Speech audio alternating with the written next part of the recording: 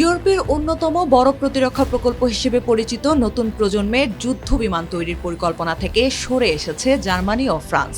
দীর্ঘদিন ধরে প্রকল্পে জড়িত কোম্পানিগুলোর মধ্যে মতবিরোধ ও অচলাবস্থা চলায় শেষ পর্যন্ত এই সিদ্ধান্ত নেয় দুই দেশ।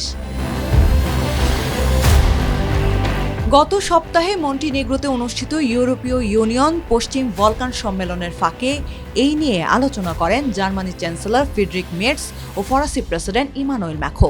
এই প্রকল্পে জড়িত মহাকাশ প্রতিষ্ঠান ইয়ারবাস এবং ফ্রান্সের দাসো এভিয়েশন কাজ করছিল, কিন্তু প্রযুক্তির নিয়ন্ত্রণ, মেধাস্বত্ব এবং উন্নয়ন নেতৃত্ব কার হাতে থাকবে এই বিষয় নিয়ে দুই প্রতিষ্ঠানের মধ্যে দীর্ঘদিন ধরে বিরোধ চলছিল, যা মেটানো যাচ্ছিল না। তাই মের্জ ম্যাখোকে এই পরিকল্পনা থেকে সরে আসার পরামর্শ দেন। মের্জ নিজেও প্রশ্ন তুলেছেন, আমাদের কি আদৌ মানবচালিত ষষ্ঠ প্রজন্মের যুদ্ধবিমান প্রয়োজন আছে?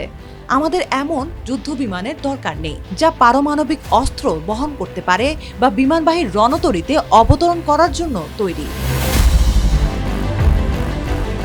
প্রায় 100 বিলিয়ন ইউরো মূল্যের এই প্রকল্পে স্পেনও অংশীদার ছিল। এর লক্ষ্য ছিল একটি অত্যাধুনিক ষষ্ঠ প্রজন্মের যুদ্ধবিমান তৈরি করা, যা ড্রোন এবং উন্নত কমব্যাট ক্লাউড প্রযুক্তির মাধ্যমে পরিচালিত হবে।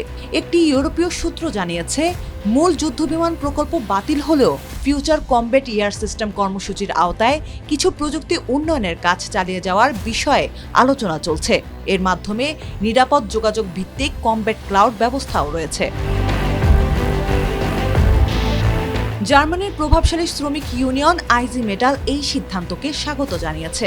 সংগঠনটির উপচেয়ারম্যান ইউর্গেন কার্নার বলেন, অনেকদিন ধরেই জানা ছিল দাসো ইয়ারবাস সমমর্যাদার অংশীদার হিসেবে কার্যকরভাবে একসঙ্গে কাজ করতে পারবে না। এই সিদ্ধান্ত জার্মানির বিমান শিল্প ও কর্মসংস্থানের স্বার্থ রক্ষার জন্য প্রয়োজনীয় ছিল। তবে প্রতিরক্ষা বিশ্লেষকদের অনেকেই এটিকে ইউরোপীয় প্রতিরক্ষা সহযোগিতার জন্য বড় ধাক্কা হিসেবে দেখছেন। আন্তর্জাতিক বিমান বিশেষজ্ঞদের মতে এই সিদ্ধান্ত ওয়াশিংটন বা মস্কো কোনো পক্ষের কাছে ইতিবাচক বার্তা নয়।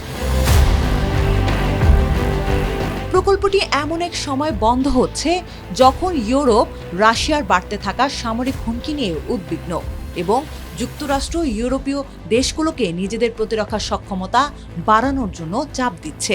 এই কর্মসূচির সূচনা হয় 2017 সালে। সে সময় ফরাসি প্রেসিডেন্ট ম্যাখো ও তৎকালীন জার্মান চ্যান্সেলর অ্যাঞ্জেলা মার্কেল যৌথভাবে প্রকল্পটি শুরু করেছিলেন। ম্যাখো দীর্ঘদিন ধরেই এর সমর্থক ছিলেন।